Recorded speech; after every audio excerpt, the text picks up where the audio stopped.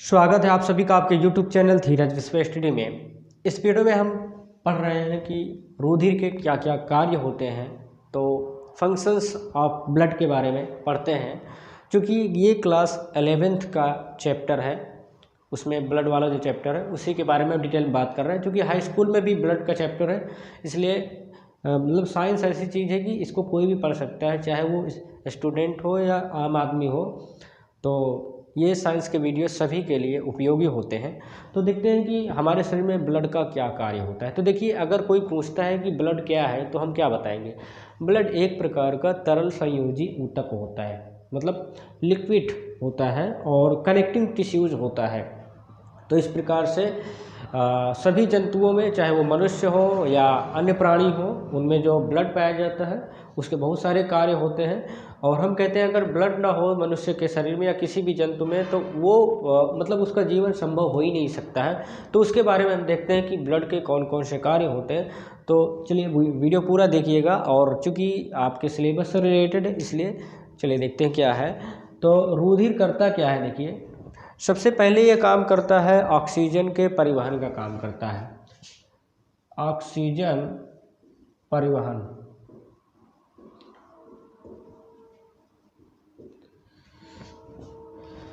Transportation of oxygen. Transportation का मतलब यातायात होता है, तो ऑक्सीजन के परिवहन का कार्य करता है। कैसे करता है, देखिए जब मनुष्य जो है, मतलब हम लोग या कोई भी प्राणी हो, जब वो श्वसन अंगों के माध्यम से सांस लेता है तो वो ऑक्सीजन जो है वो कहाँ जाती है, वो जाती है फेफड़े में। फेफड़े से जो फेफड़े में ब्लड आता है उस ब्लड में वो घुल जाता है, ऑक्सीजन जो है ब्लड में घुल जाता है। और उसके बाद घुलता कैसे, इसके बारे में हम देख लेते हैं। क्योंकि हम जानते हैं कि हमारे खून में जो लाल कह सकते हैं हीमोग्लोबिन पाया जाता है, ठीक है। तो खून में क्या पाया जाता है, आरबीसी में हीमोग्लोबिन पाया जाता है। और उस हीमोग्लोबिन के साथ जब ऑक्सीजन जो है वो अपनी क्रिया को करता है श्वसन अंगों के माध्यम से, जब ऑक्सीजन फेफड़े में गया और फेफड़े में खून आता है पल्मोनरी कोशिकाओं से द्वारा में, तो वो क्या करता है, हीमोग्लोबिन पाया जाता है आरबीसी में, और आरबीसी पाया जाता है खून में। तो उस आरबीसी में हीमोग्लोबिन नामक एक प्रोटीन पाया जाता है जिसके साथ ऑक्सीजन संयोग करता है, मिल जाता है। जब दोनों मिल जाते हैं तो ये क्या बना देता है, ऑक्सी हीमोग्लोबिन बना देता है, ऑक्सी हीमोग्लोबिन बनाता है। और ऑक्सी हीमोग्लोबिन के रूप में, मतलब ये उन कोशिकाओं में पहुंचता है, शरीर के उन कोशिकाओं में पहुंचता है जहां पर ऑक्सीजन की मात्रा कम होती है। और मैं आपको बता दूं कि मान लीजिए 100% जो ऑक्सीजन गई उसका 2% ऑक्सीजन जो होता है वो मिल जाता है प्लाज्मा में। 2% ऑक्सीजन जो है वो प्लाज्मा में मिल जाती है। बाकी 98% जो ऑक्सीजन होती है वो ऑक्सी हीमोग्लोबिन के रूप में उस स्थान पर पहुंचती है जहां पर ऑक्सीजन की मात्रा कम होती है। कोशिकाओं में जहां पर ऑक्सीजन की मात्रा कम होती है वहां पर ये जाती है। अब जब ये वहां पर जाती है तो जानते हैं क्या करता है, ये वहां पर जाने के बाद पुनः ऑक्सीजन अलग हो जाता है और हीमोग्लोबिन अलग हो जाता है। कहने का मतलब जो हीमोग्लोबिन होता है वो ऑक्सीजन को ले जाने वाली वाहन के रूप में कार्य करता है। तो हीमोग्लोबिन क्या करता है, ऑक्सीजन को कोशिकाओं तक पहुंचाने का कार्य करता है। इस प्रकार से हो गया। अब ये ऑक्सीजन करता क्या है, देखिए हम जितना भी भोज्य पदार्थ खाते हैं वो ग्लूकोज के रूप में अंततः जो है चला जाता है, खून से चला जाता है कोशिकाओं में, ठीक है। वहाँ पर ये जब ऑक्सीजन जाता है तो उन जो हमारा ग्लूकोज होता है C6H12O6, ये ग्लूकोज का फार्मूला होता है। जब ऑक्सीजन इसके साथ मिलता है तो जानते हैं क्या होता है, बहुत सारी ऊर्जा प्राप्त होती है कार्य करने की। इसको कहते हैं कैटाबोलिक रिएक्शंस, ठीक है। उपापचय क्रियाओं के माध्यम से जब ग्लूकोज जो है ऑक्सीजन के साथ मिलता है, देखिए जैसे बिना ऑक्सीजन की किसी भी ईंधन को नहीं जला सकते आप, मतलब ऑक्सीजन के बिना आग नहीं लग सकती है। जब आग को जलाएंगे तभी, मतलब लकड़ी को जलाएंगे ऑक्सीजन की उपस्थिति में या किसी भी पदार्थ को, तभी एनर्जी प्राप्त होती है, मतलब हीट, जिसको हीट एनर्जी कहा जाता है, वो प्राप्त होती है। तो जब जो हमारे शरीर की कोशिकाओं में ग्लूकोज गया हुआ है, जब तक ये ग्लूकोज जलेगा नहीं तब तक हम लोगों को ऊर्जा जो है वो मिलेगी नहीं और कार्बन डाइऑक्साइड तब तक बनेगी नहीं। ठीक है, तो जो ये हीमोग्लोबिन, ऑक्सी हीमोग्लोबिन के रूप में जो ऑक्सीजन आया है, ये ग्लूकोज के साथ जब क्रिया करने लगता है तो हीमोग्लोबिन इसको क्या करता है, ऑक्सीजन को छोड़ देता है। ऑक्सीजन ग्लूकोज के साथ अब क्रिया करता है तो इसको ऊर्जा मिलती है। ऊर्जा मिलने के साथ साथ यहाँ पे कार्बन और ऑक्सीजन है, कार्बन डाइऑक्साइड बनता है। ठीक है, और इस प्रकार से हमें ऊर्जा प्राप्त होती है। तो इसी प्रोसेस के द्वारा जो है कार्बन डाइऑक्साइड भी बनता है। अब यहाँ पर आपका एक और क्वेश्चन सॉल्व हो जाता है कि कार्बन डाइऑक्साइड कहाँ से शरीर में बन जाता है, जिसको हम नाक के थ्रू जो है वो वायुमंडल में छोड़ते हैं। तो जब ग्लूकोज जो है ऑक्सीजन की उपस्थिति में जलता है, आपस में रासायनिक अपक्रिया करता है, तो उससे ऊर्जा प्राप्त होती है और कार्बन डाइऑक्साइड प्राप्त होता है। यही कार्बन डाइऑक्साइड जो है वो सोडियम के साथ, सोडियम एक यौगिक होता है, सोडियम के साथ अपना संयोग कर लेता है तो सोडियम बाइकार्बोनेट बना देता है। ये क्या बनाता है, सोडियम बाइकार्बोनेट बना देता है। और ये सोडियम बाइकार्बोनेट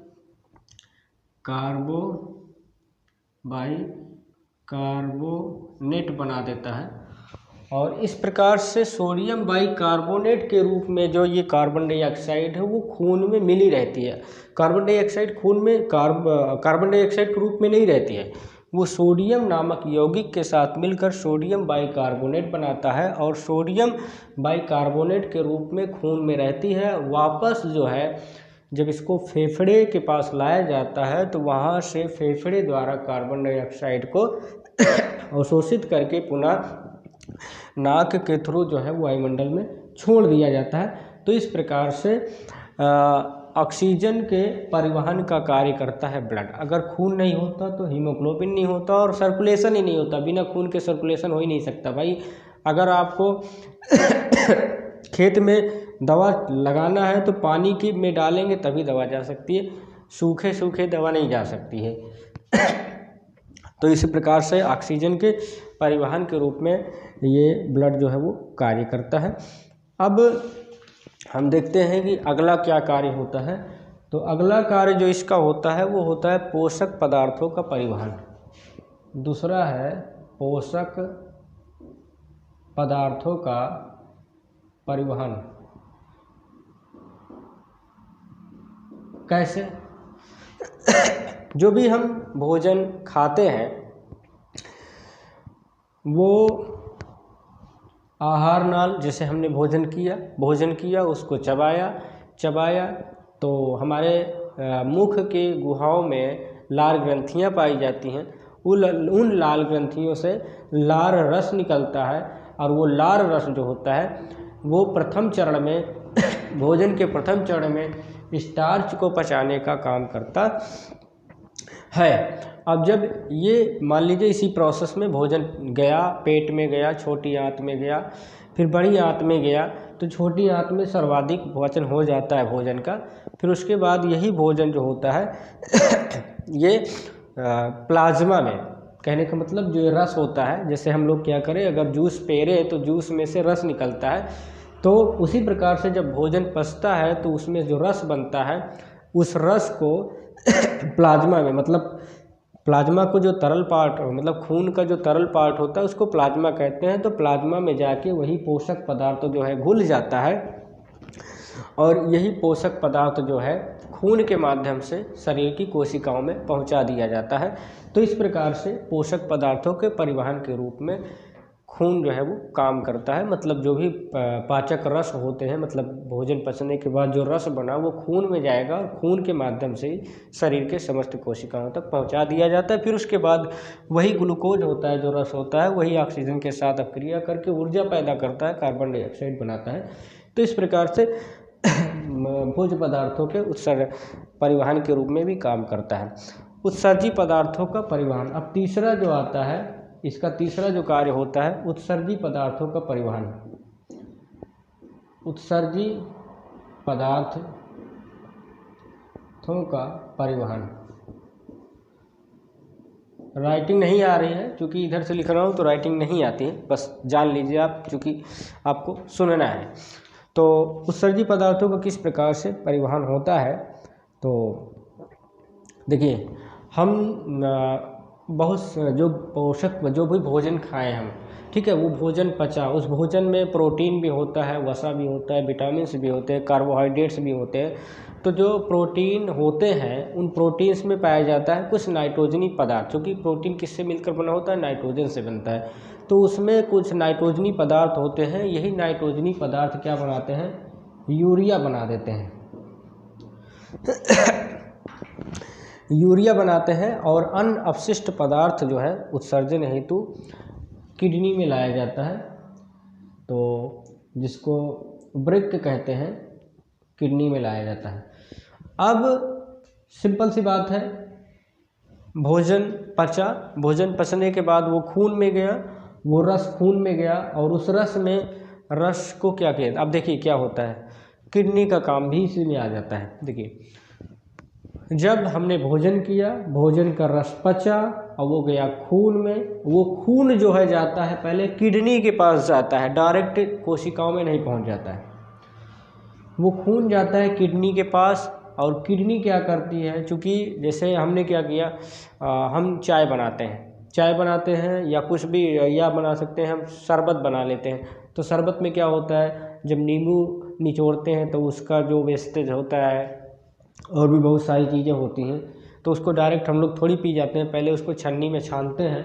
तो उसी प्रकार से जो पोषक पदार्थ मिला हुआ खून है वो जाता है किडनी के पास, किडनी, और उस जो खून में बहुत सारे उत्सर्जी पदार्थ भी बन जाते हैं। जैसे हमने नमक खाना खाते हैं, तो खाने में क्या होता है, नमक भी होता है, तो वो क्या है, सोडियम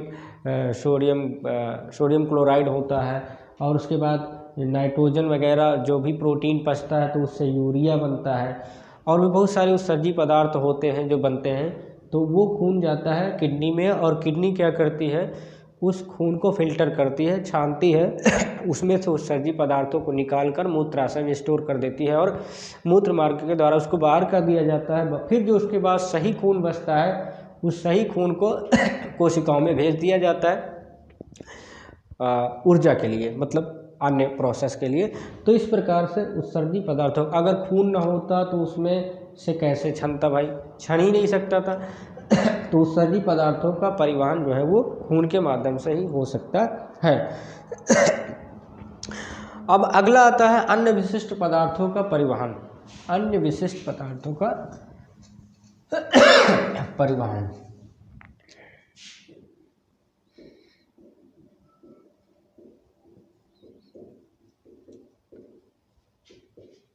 अन्य विशिष्ट पदार्थों का परिवहन।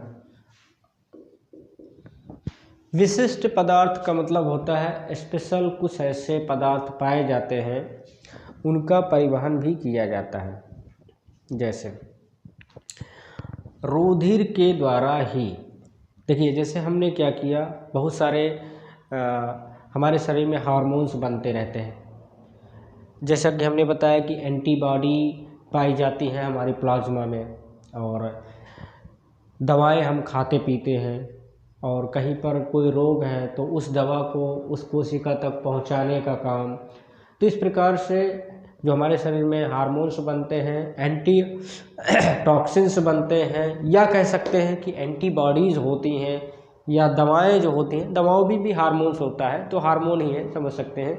तो इन सब का, ये सभी जो विशिष्ट पदार्थ होते हैं, ये सब कैसे विशेष अंग तक पहुँचेंगे, ये सभी पहुँचेंगे खून के माध्यम से ही। ये जैसे हम दवा खाएं तो दवा जाती है पेट में, पचने के बाद वो जाती है खून में, खून से होकर वो जिस अंग में काम करना होता है उस अंग में काम कर देती है। मान लीजिए हमारे शरीर में बहुत सारी ग्रंथियां होती हैं, अंतःस्रावी ग्रंथियां हैं, जैसे पिट्यूटरी ग्लैंड, अधिबिक ग्लैंड, थाइमस ग्लैंड, बहुत सारी ग्रंथियां हैं। उन ग्रंथियों से बहुत सारे हार्मोन्स निकलते हैं। उन हार्मोन्स को जो है विशिष्ट अंगों तक पहुंचाने का काम खून के माध्यम से ही कर सकते हैं। तो इस प्रकार से ट्रांसपोर्टेशन के रूप में खून जो है बहुत, मतलब खून के बिना हो ही नहीं सकता, ये कह सकते हैं। अब अगला जो कार्य करता है खून, वो है ताप नियंत्रण का कार्य। ताप नियंत्रण, बॉडी के टेम्परेचर को बनाए रखना और उसको कंट्रोल करके रखना, ये हमारे खून का कार्य होता है। तो हमारे शरीर का तापमान न ज़्यादा हो पाए और न कम होने पाए, इन सारी चीज़ों को करने का काम जो है वो रुधिर का होता है। इस प्रकार से रोगों से बचाव। अगला जो रुधिर का कार्य होता है वो होता है रोगों से बचाव। रोगों से बचाव कैसे कर सकते हैं?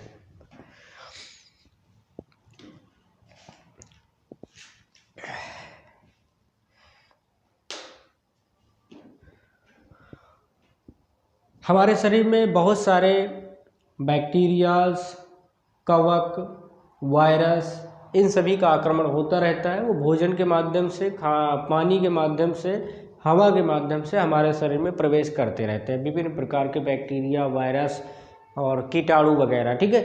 तो इन सभी चीज़ों से बचाने का काम क्या करता है? खून करता है। खून कैसे करता है भाई? देखिए, खून में पाया जाता है एंटीबॉडी पाया जाता है, और एंटीबॉडी का काम क्या होता है? एंटीबॉडी का काम होता है शरीर से रोगों की रक्षा करना। मतलब जो भी बैक्टीरिया आ रहा है, कीटाणु आ रहा है, वायरस आ रहा है, उन सभी को नष्ट करना, उन सभी को भक्षण करना और शरीर की रक्षा करना। तो अगर खून नहीं होता तो उसमें एंटीबॉडी नहीं पाया जाता, तो हम रोगों से भी नहीं बच पाते। तो इस प्रकार से ये जो है रोगों से बचाने का काम जो है वो करते हैं। अब जो होता है वो घाव भरने का काम। अगला जो होता है कार्य वो है घाव भरने का काम।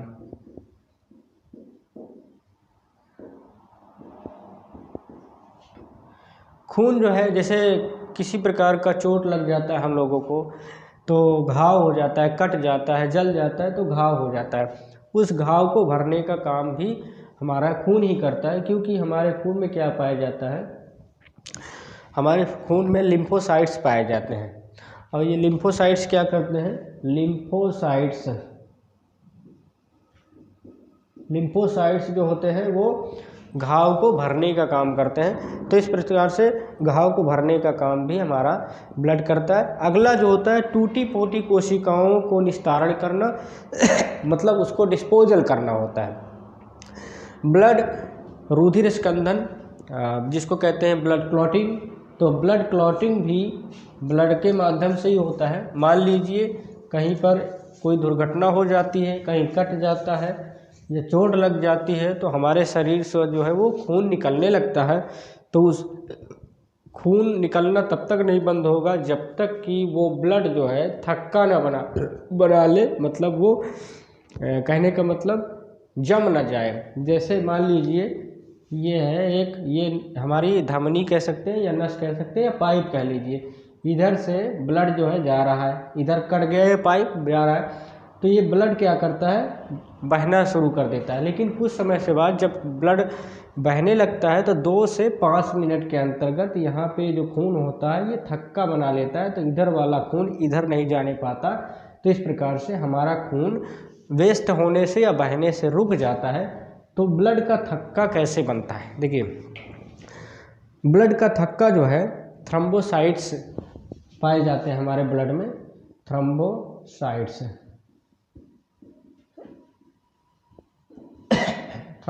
कणिकाएँ होती हैं। इसका एक हमने वीडियो अपलोड किया हुआ है अपने इस YouTube चैनल पर, उसका आपको मिल जाएगा, एंड स्क्रीन में उसका वीडियो आपको मिल जाएगा, आप वहाँ पर देख सकते हैं। तो थ्रोम्बोसाइट्स पाए जाते हैं। थ्रोम्बोसाइट्स जो है इस ब्लड को जमा देता है, जिससे ब्लड बहने नहीं पाता और हमारा खून बहने से बच जाता है। तो ये काम करता है खून, मतलब रक्त का थक्का बनाने का काम करता है। इस प्रकार से अम्ल, क्षार एवं लवण के बीच संतुलन बनाने का काम भी रक्त करता है। और शरीर को होम्योस्टेटिस क्या होता है? शरीर के अंदर और बाहर के तापमान को बनाए रखने को होम्योस्टेटिस कहा जाता है। तो होम्योस्टेटिस में खून जो है महत्वपूर्ण भूमिका निभाता है। तो इस प्रकार से हमने देखा कि किस प्रकार से जो है ब्लड जो है हमारे शरीर में एक अहम भूमिका निभाता है। तो प्लीज़ यदि आपको हमारा ये वीडियो पसंद आए तो प्लीज़ हमारे चैनल को सब्सक्राइब करें, लाइक करें, कमेंट करें, शेयर करें। और उसके बाद मेरे इस यूट्यूब चैनल पर आपको मैं शॉर्ट टर्म के लिए यूट्यूब पर नहीं आया हूँ 2-4 वीडियो अपलोड करके बस छोड़ दूँ। मैं आपको जब तक मैं हूँ मैं आपको पढ़ाता रहूँगा, मैं आपका साथ नहीं छोड़ूंगा, आपके हर प्रकार की समस्याओं का निस्तारण करूँगा। तो प्लीज़ हमारे साथ बने रहें और अपना ये रिलेशन हमारे साथ बनाए रहें।